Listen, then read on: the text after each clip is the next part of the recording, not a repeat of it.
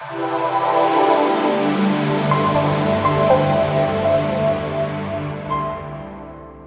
afternoon, ladies and gentlemen. Thank you for taking the time out of your busy schedules to join our webinar today as we discuss the digital SAT today. So the presentation will begin shortly. So I'm Joshua Madden of Dunhill Financial, and I'll be the moderator of the webinar, along with our panelist, Dr. Dominique Padurano. She founded Crimson Coaching, which is a boutique tutoring, test prep, and knowledge counseling consultancy, founded in 2014. She's taught hundreds of students subjects from algebra to French to Spanish to world history and prepared them to take standardized tests like the SAT, the ACT, etc. So she's just here to talk about the new digital format that we have to hand.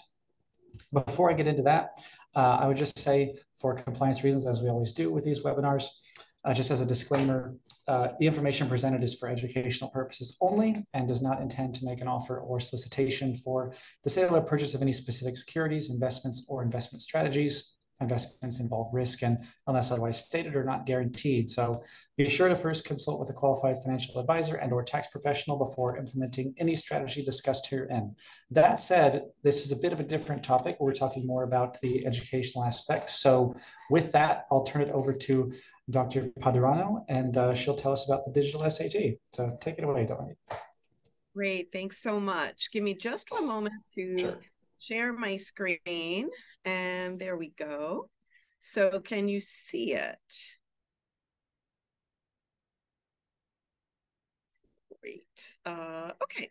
So hi, my name is Dr. P, as my students call me, Dominique Padurano. I'm the president, founder, and head coach of Crimson Coaching. And today I'll be explaining to you what's new in the digital SAT and with some suggestions on how to prepare. So just a little brief introduction to who I am. I'm a former high school teacher. I've taught at in many different kinds of institutions, such as the Independent Day School Horace Mann School in Riverdale, New York, as well as Scarsdale High School in the suburbs. And I left full-time teaching of high schoolers in 2014 to start Crimson Coaching. And a lot of people ask me, well, why did you name your test prep and college consulting company Crimson Coaching? For those of you familiar with Harvard, it's color, the color associated with it is crimson. That happens to be on the lower right, where I lived as an undergraduate, Dunster House with that crimson onion dome. And what I do is coach students to achieve their highest potential in school, on tests, and in college admissions. So therefore, college Crimson Coaching. I developed this talk because abroad, outside the United States, the SAT has already gone digital as of January 1st, 2023. And in the United States, it will follow on January 1st, 2024. And there are many changes that are coming to the test beyond just its format. And so I wanted to kind of tell parents about these so that they could make sure that their child or children are preparing for them in enough time. As a test prep coach and college consultant, I have, through Crimson Coaching, I've helped students get accepted to Princeton, Stanford, as well as my alma mater, Harvard, as well as earn tens of thousands of dollars in scholarships. So I've been at this for a while and doing test prep specifically for more than 30 years. So I'll be speaking for about a half hour. During that time, you can feel free to put questions in the Q&A or chat. It's a little hard for me to toggle back and forth between the presentation and the chat. So I'll speak and then I'll open it up to questions, and I'll make sure to answer everybody's questions once we're done. And if you're watching this afterwards as a recording, you can feel free to email me at info@crimsoncoaching.com if you have any questions about the content. So many people know that in the wake of COVID-19, when students were unable to get to a test center and take the pen and paper SAT, that many universities adopted test optional admissions. And basically, I often get the question, well, why should I even take the SAT, or for that matter, the ACT, if the admissions policies are optional? You should know, however, that not all colleges still have a test optional admissions policy. In particular, colleges that are more STEM focused, such as MIT, Georgia Tech, a lot of the engineering schools do require the SAT or ACT because students have to take so much math while they're there. The schools really want to make sure that students are able to handle that level of quantitative courses. Also, depending on the school, students who do submit scores are admitted at about twice the rate of students who don't submit scores. And, you know, I often tell students, especially if you are coming from an area of the country or world where, you know, it's very competitive. So I would say Europe qualifies as that. You want to make sure that you give yourself every kind of advantage in the admissions process because it is so competitive, and taking the SAT would be one of them. This holds particularly true for selective and highly selective colleges. So the public or free version of the Chronicle of Higher Education, which is sort of the standard bearer in this field, called Inside Higher Ed, did a study showing that more selective colleges more often receive scores. And finally, scholarships and merit aid are often pegged to test scores. I did just see, after I made this PowerPoint, I did just see a recent article that said that only 25% of scholarships are pegged to test scores.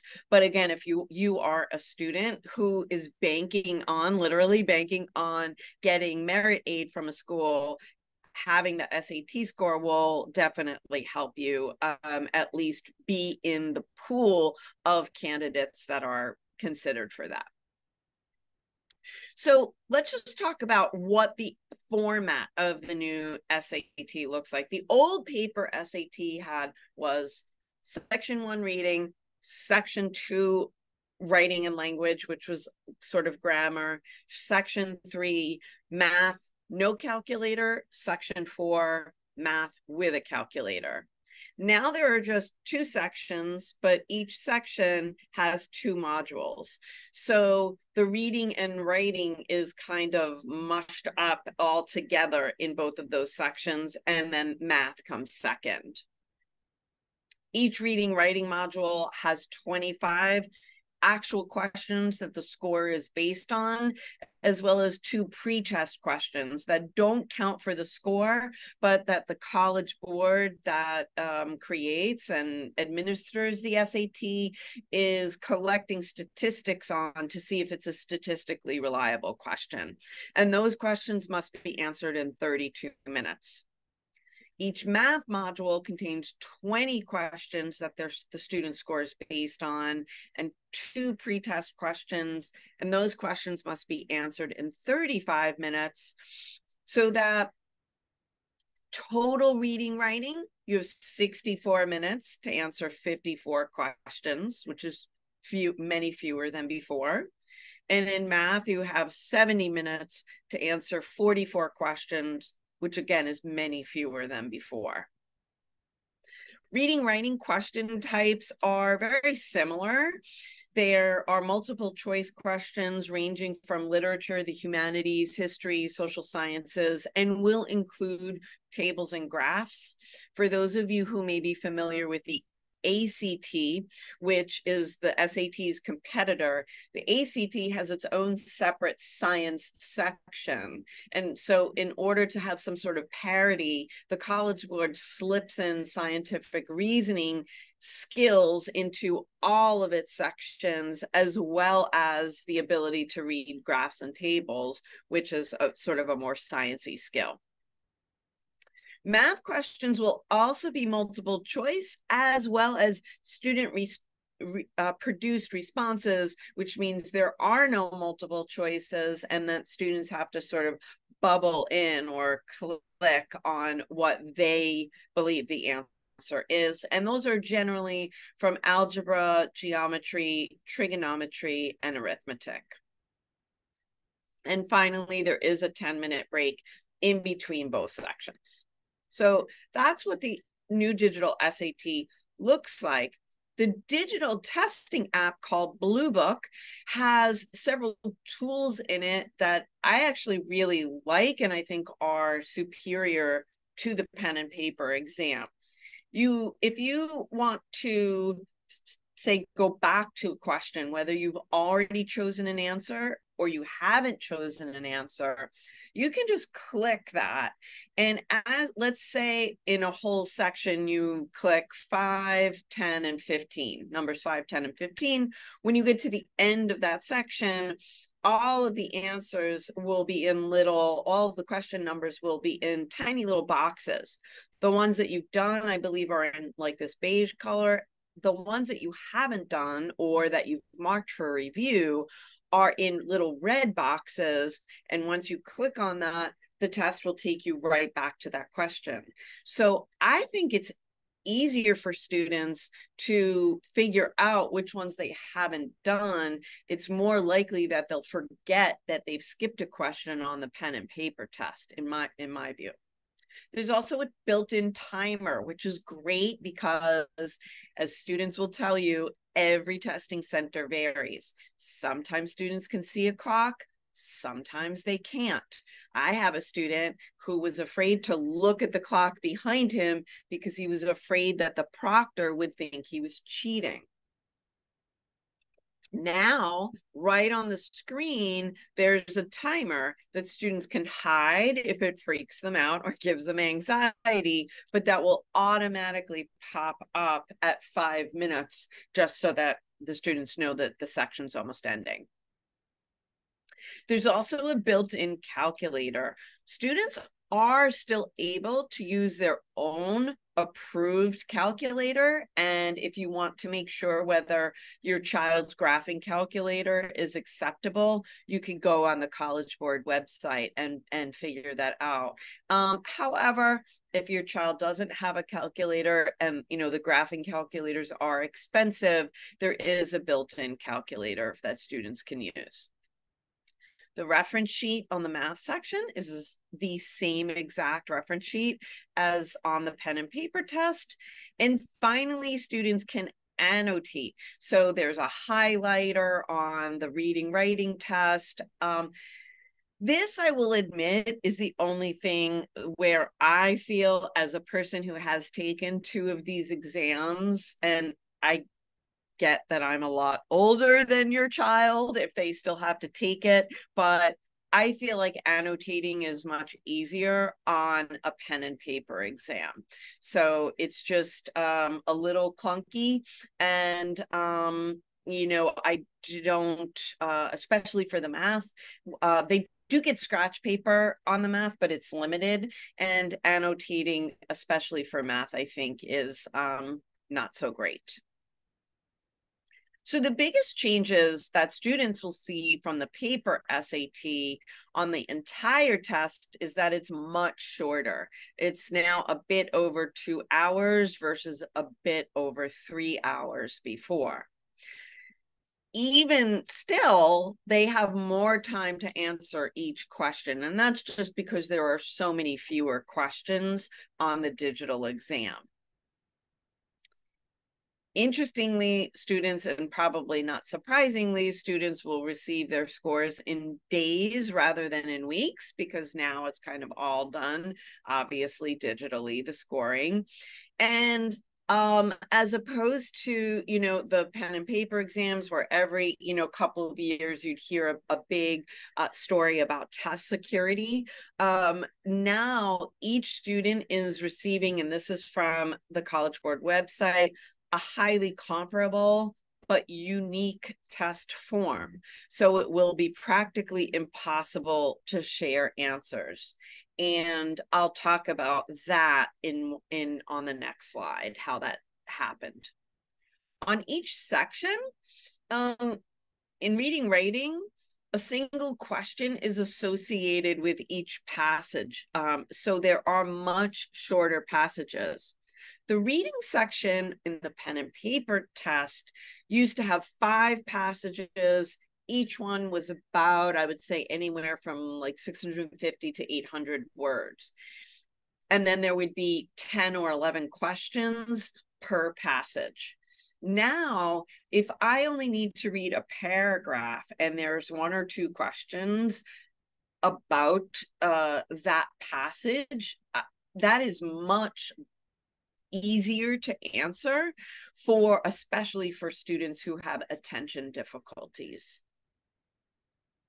The reading and writing is assessed together rather than on 2 separate sections. This might throw students who are used to the pen and paper test off a little bit because they'll be doing a reading question and then all of a sudden they get asked about grammar and then they have to go back to reading. But I think if they practice it, that'll be fine.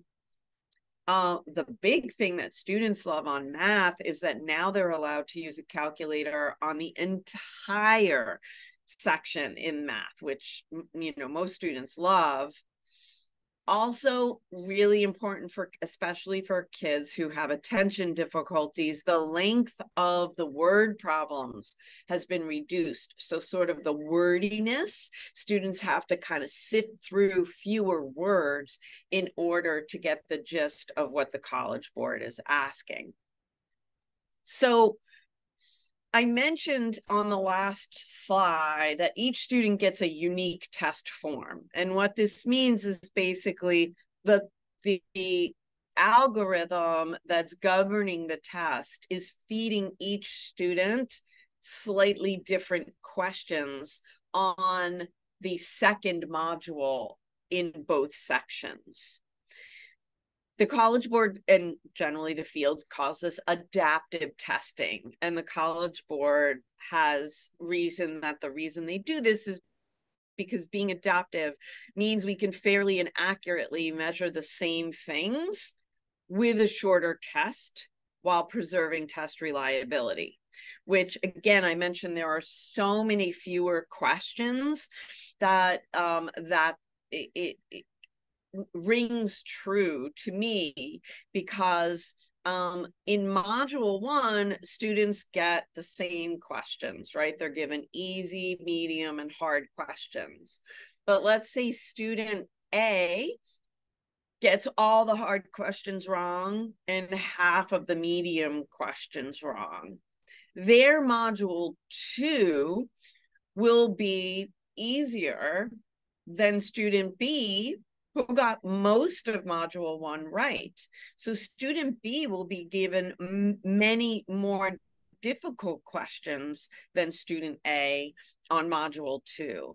And this is why they can reduce the number of questions, because the kids are getting more targeted questions to their level.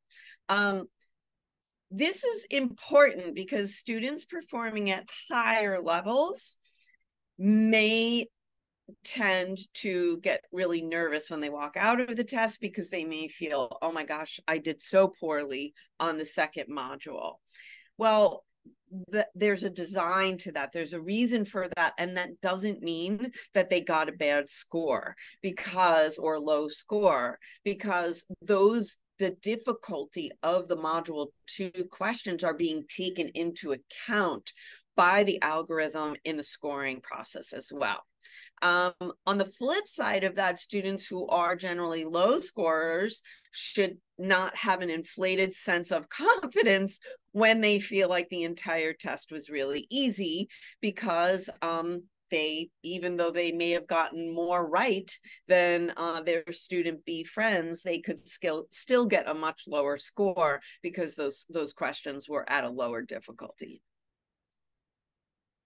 So in terms of preparing for the digital SAT, I have a few test prep tips based both on the digital nature of this and this new test, as well as on 30 years of test prep experience of generally preparing for any test.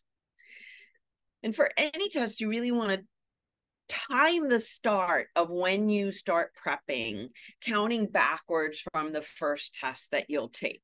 So let's imagine that your child wants to take the end of August test. Okay, lots of kids now are taking advantage of before school gets really underway to take the test that comes at the end of the summer.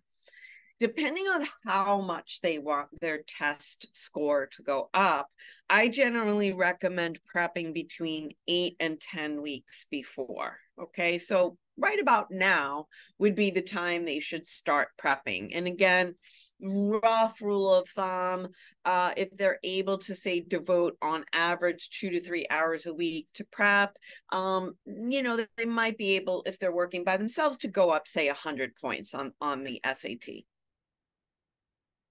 The first thing they should do is to get one of these big, thick, you know, either Princeton Review, Kaplan, whatever.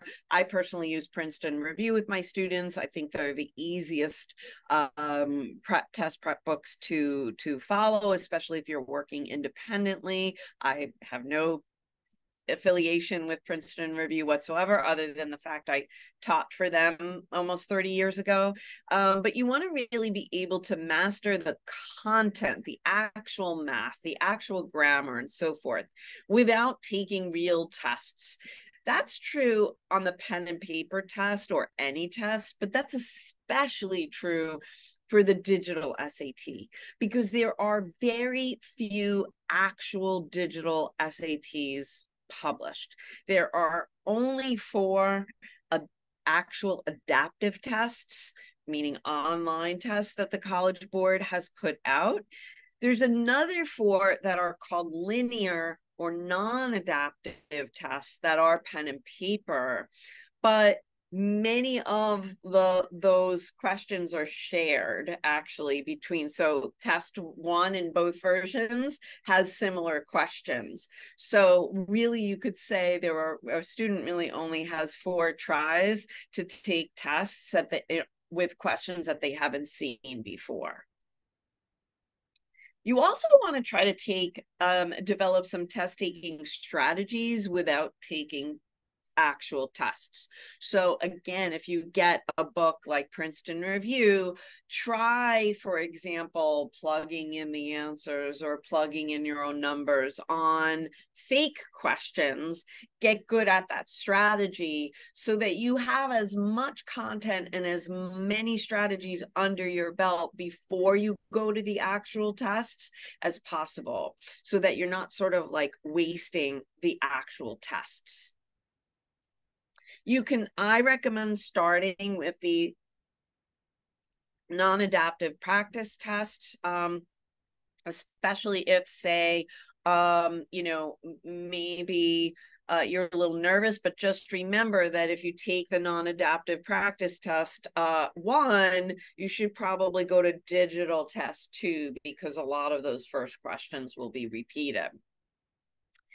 I recommend saving your adaptive test for the end of your prepping, so that you get really that actual experience, as close to that actual experience of what it's going to be like to take that digital test right before you have to take the digital SAT itself. And this also will allow you to build familiarity and fluency with the digital tools of the app. Personally, I would say if you're kind of stretched for time, though, I would maybe not worry about this non-adaptive test and just go straight for the digital test if you have to choose one or the other. These days, many students get accommodations of various sorts. And for an expatriate audience, if perhaps, you know, I've had students who, even though their parents have been American, they went to international or even the actual schools in the country, for example, Switzerland, where they were doing all of their work in French. So that student might be able to get an English learner, that's what an EL is, And then, of course, other students have LDs, which is a learning disability. So the most common accommodation that students get is for extended testing time. 1.5 times the amount of time is the most common, although some students do get as much as double time, and then some students get unlimited time. Other students get modified settings, so that might be they can take the test in a room by themselves, or in a room with very few other students. English language learners might get the translation of test directions done for them, and the use of bilingual dictionaries allowed. And there are a whole other set of accommodations ranging from, student with type 1 diabetes might be able to take extra snack breaks or things like that. I can only tell you from personal experience, of course, this is anecdata, but these accommodations can be game changers in student scores. But the College Board can sometimes take months to approve, especially extra time requests, because so many students now are getting neuropsychiatric evaluations that where a neuropsych will say, yes, that student deserves 1.5 or two times. And so I really recommend making these requests early. And if you are a parent of even a 9th grader watching, then you might want to start that testing now. I'm not saying that the process takes 2 years, but the College Board is much more likely to quickly approve a request for accommodation when that student has gotten those same accommodations in school. So if that child has been getting 1.5 time on tests, and by the way, if they are tested for that and they get that, they should absolutely use it. Don't not use it because you just don't feel like it. Your child should use it if you're going to want to keep that accommodation on the SAT and eventually perhaps in college.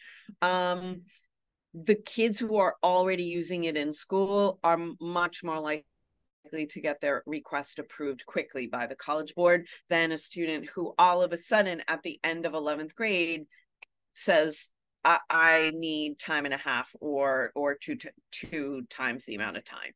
Okay. So that's all of the prepared remarks I have for today. To learn more, please feel free to sign up for a half-hour free consultation with me on the contact page of my website, which is crimsoncoaching.com. And you can either click on the contact form or it's crimsoncoaching.com/contact. Also, you can subscribe to my once monthly newsletter. I promise it just comes out once a month, and you'll get notified of when I give other webinars and other talks and offer courses there, as well as a short little article relating to something in adolescent education. And if you subscribe to my YouTube channel at youtube.com/crimsoncoaching, you can see a whole bunch of other videos very similar to this on the college application process, or what to do before and during college tours and things like that. So thank you for attending today. I'd like to open up the Q&A for any questions. And while we're waiting for you to maybe type your question in there, I will just say also that if you're watching this on a recording, you can feel free to email me at info@crimsoncoaching.com, and I will try to answer your questions by email. Well, perfect. Well, thank you very much for that, Dominique. Like she said, so we're now opening it up to any questions that any of us have. So feel free to type that either in the chat, or if you'd like to do it just anonymously, there's a Q&A button you can find at the bottom too. One of the questions we have is, so number one, Dominique, in a general sense, the question is, do you advise students to practice by taking an exam like the SAT if they haven't prepared for it before, and why or why not? So I had a student ask me a similar question about the GRE, which is the test for graduate school admissions. And for the SAT, I always recommend prepping and getting as prepared as possible beforehand, not just because I'm a test prep coach, but because some schools will not allow you to pick and choose which scores you send to them.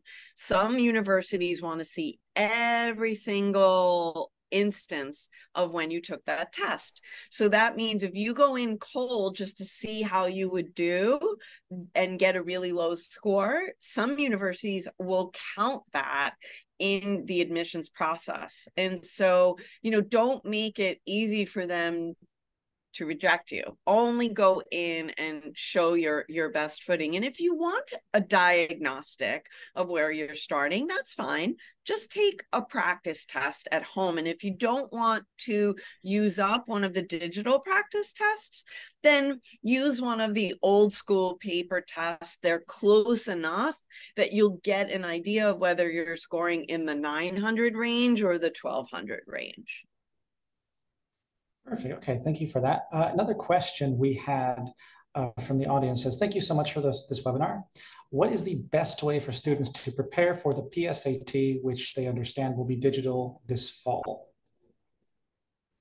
That's a great question. So I would recommend the same way that I recommended preparing for the digital SAT. And you're right.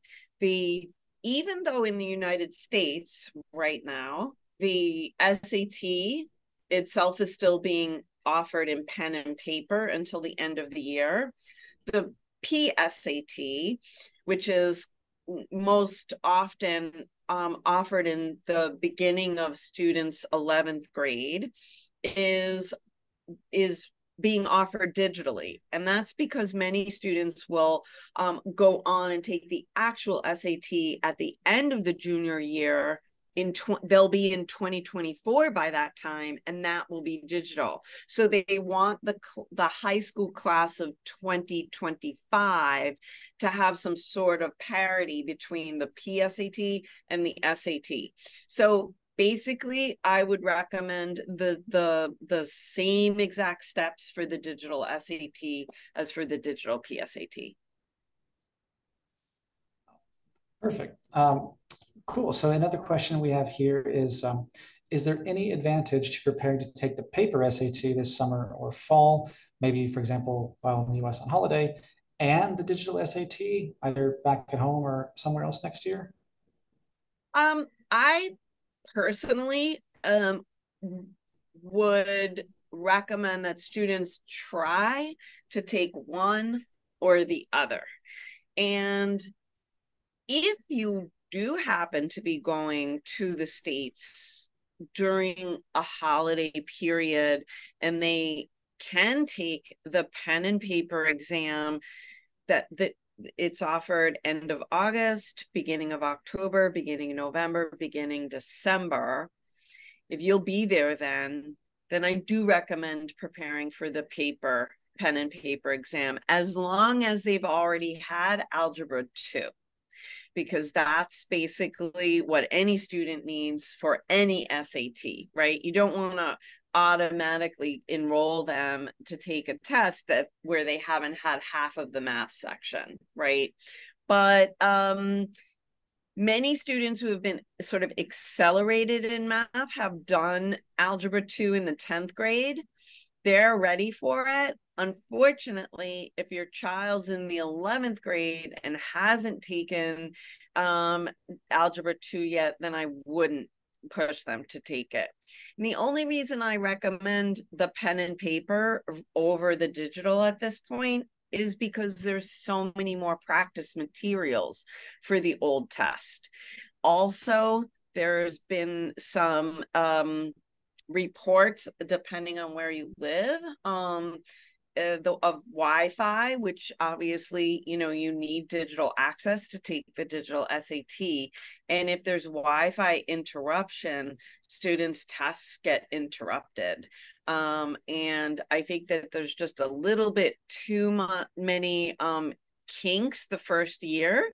So I always advocate, if you can let somebody else be the guinea pig the first year, let them be the guinea pig.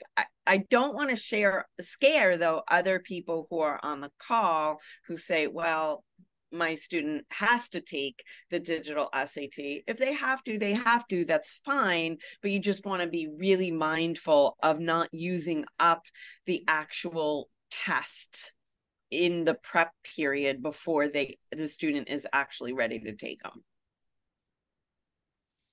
Great. All right. So thank you for that. Another great and very detailed answer. Definitely appreciate it. Another question we have here is regarding the SAT scores themselves. I don't know if we've really gone into this much here, but is it possible to choose which SAT scores colleges can see? I don't know if we have any insight on that. Yeah, so good question. And I should have said this in the talk, that the SAT will still be scored in the same way, meaning out of 800 on the reading writing and out of 800 on the math. And so out of a total of 1600, that won't change. Some universities allow students to what's called super score. So let's say you take it in August and October, and in August you get a higher math score, and in October you get a higher reading writing score. The schools that let you super score will allow you to mix and match. Not every school allows that though. Some schools say you need to send us every single test score you've ever taken, which I mentioned before, that's sort of the worst case scenario for many students. The super score is the best case scenario. Then still other schools will say, send us your highest single day. So whichever one you got the highest on. It really, schools have a lot of latitude in what they require students to do. And if you're not sure, you just have to sort of check on their website and see what they require. Definitely. Well, I can ask sort of a question for myself, in that yeah, I do recall when I was taking the SAT, it can be pretty nerve-wracking to get ready for that, especially if I remember the math part, which I shouldn't say too loud because of what I do for a living these days. But do you have any general sort of advice about how somebody can just relax? And I don't know if there's some sort of process they can go through, or just something they could do to ground themselves or just mentally prepare without stressing too much.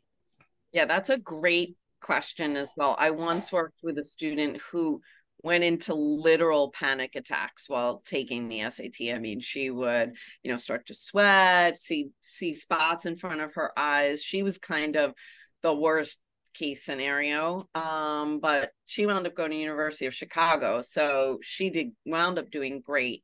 I think there's a bunch of different facets that go into anxiety. The most deep rooted is the one I would start working on the first. And I encourage students, especially those who say have math anxiety, to write positive affirmations for themselves. I know this sounds cheesy, but I recommend them writing 3 times a day, or rather 3 different sentences once a day. Not something like unrealistic, like I'm great at math. I mean, that's so inauthentic. However, I think a really good one is, with practice, I can get better at math. And something very empowering, but still realistic. At the same time, so I also happen to be a yoga teacher, and I do have actually on the resources page of crimsoncoaching.com a little MP3 recording of a visualization that students can use before any test.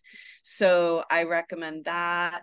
And I will also say I'm actually giving I'm interviewing for a webinar on August 24th, a psychologist and performance coach who's written a book called Crush Your Test Anxiety. His name is Dr. Ben Bernstein, and he has his book. I highly recommend it. And his general process for dealing with anxiety, I think is very helpful and actionable. So those are three things I would do. Yeah, definitely. I can see that having a lot of applications beyond just the SAT as well.